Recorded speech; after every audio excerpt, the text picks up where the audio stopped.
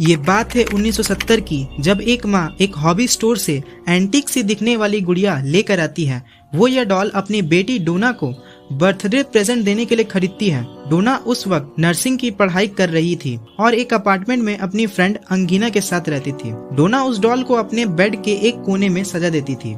कुछ ही दिनों में डोना और उसकी फ्रेंड ने उस डॉल में कुछ अजीब सा डरावना सा महसूस होने लगा। वो नोटिस करते थे कि डॉल अपने आप मूव करती है। शुरू में यह मूवमेंट बहुत मामूली सा था, पर जैसे जैसे दिन बढ़ता गया उस डॉल का मूवमेंट भी बढ़ता गया।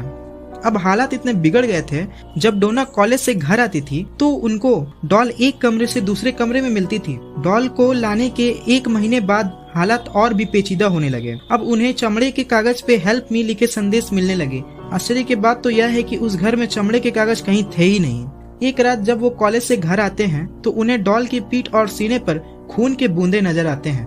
अब उनका धैर्य जवाब दे चुका था। उन्हें लगता है कि इस डॉल के अंदर किसी की आत्मा है। फिर वो पैरानॉर्मल एक्सपर्ट्स को बुलाते हैं। फिर एक्सपर्ट्स उस गुड़िया की आत्मा से बात करके पता लगाते हैं कि उस डॉल में एक बच्ची एनाबेला की आत्मा है, जो कि अपने बचपन में उसी अपार्टमेंट की जगह खेला करती थी और 7 साल पहले उस लड़की की लाश भी उसी जगह मिलती है। फिर डॉल कहती है कि उसे डोना के साथ रहना अच्छा लगता है। डोना भी उसे रहने की इजाजत दे देती है, जो कि डोना की सबसे बड़ी गलती होती है। डोना और अंगनी के अलावा उस अपार्टमेंट में लू भी रहता था, जिसे शुरू से ही डॉल पसंद नहीं थी।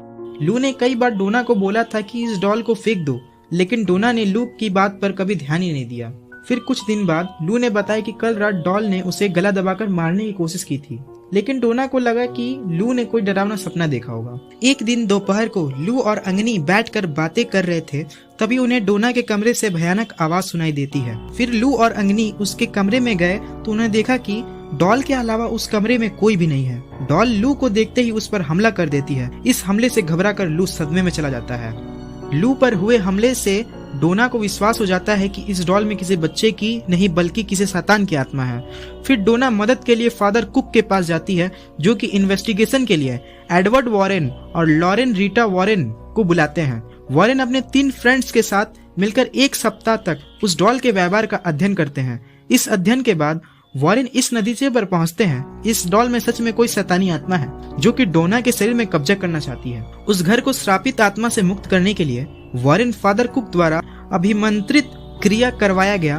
फिर वॉरेन उस डॉल को अपने साथ कार में ले जाते हैं, लेकिन डॉल के पास इतनी शैतानी शक्तियां थी जिससे वो गाड़ी के स्टीयरिंग को मोड़ रही थी।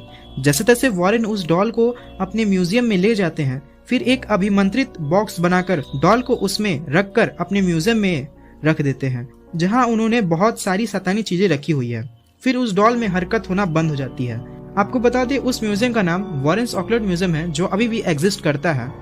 इस म्यूजियम को टूरिस्ट के लिए खोला गया था, लेकिन कुछ टूरिस्ट के एक्सीडेंट होने की घटना सामने आने पर वॉरेन्स ऑकलट म्यूजियम को 2019 में क्लोज कर दिया गया था।